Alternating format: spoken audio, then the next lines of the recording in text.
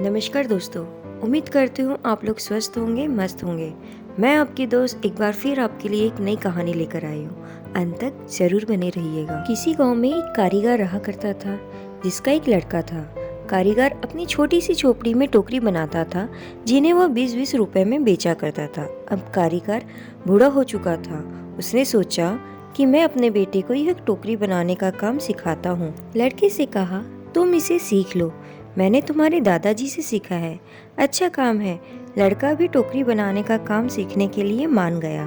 पिताजी ने लड़के को टोकरी बनानी सिखाई और उसे बाजार में बेच कर आने को कहा। लड़का टोकरी को लेकर बाजार गया और बाजार में बेच आया।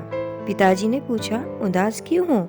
लड़का बोला कि मेरी बनाई हुई टोकरी केवल 10 रुपए में बिकी पिताजी। पिताजी ने कहा, चलो कोई बात नहीं, आज मैं तुम्हें उससे अच्छी टोकरी बनाना सिखाता हूँ। कोई बात नहीं, धीरे धीरे तुम्हारी भी टोकरी अच्छे दामों में बिकने लगेगी। अच्छे से टोकरी बनाना सीखते रहो। पिताजी ने और अधिक अच्छी टोकरी सिखाई और टोकरी बनाकर बेचने को कहा। लड़का बाजार गया और उस दिन उसकी टोकरी 30 रुपए में बिक गई। लड़का बहुत खुश हुआ।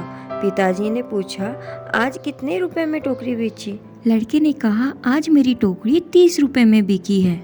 पिताजी ने कहा, चलो आज तुम्हें उससे भी अच्छी टोकरी बनाना सिखाऊंगा जो 40 रुपए में बिक सके। लड़के ने कहा, पिताजी आप खुद 20 रुपए में टोकरी बेचते आए हो, आप मुझे 40 की टोकरी बनाना कैसे सिखाओगे?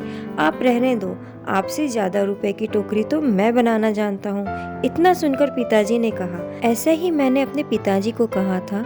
मेरे पिताजी खुद 15 रुपए की टोकरी बेचते थे और एक दिन मैंने अपनी टोकरी 20 रुपए में बेच कर आई थी। मेरे भी पिताजी ने मुझे 25 रुपए की टोकरी सीखने को कहा था, तो मैंने भी सीखने के लिए मना कर दिया था और कहा था कि आप खुद 15 रुपए की बेचते आए हैं, आपसे ज़्यादा की बेच कर आया हूँ।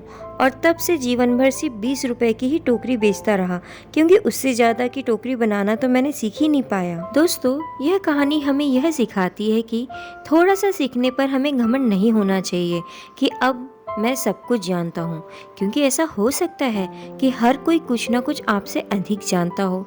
हमें हमेशा कुछ ना कुछ हर किसी से सीखते रहना चाहिए। दोस्तों, कैसी लगी आपको ये कहानी?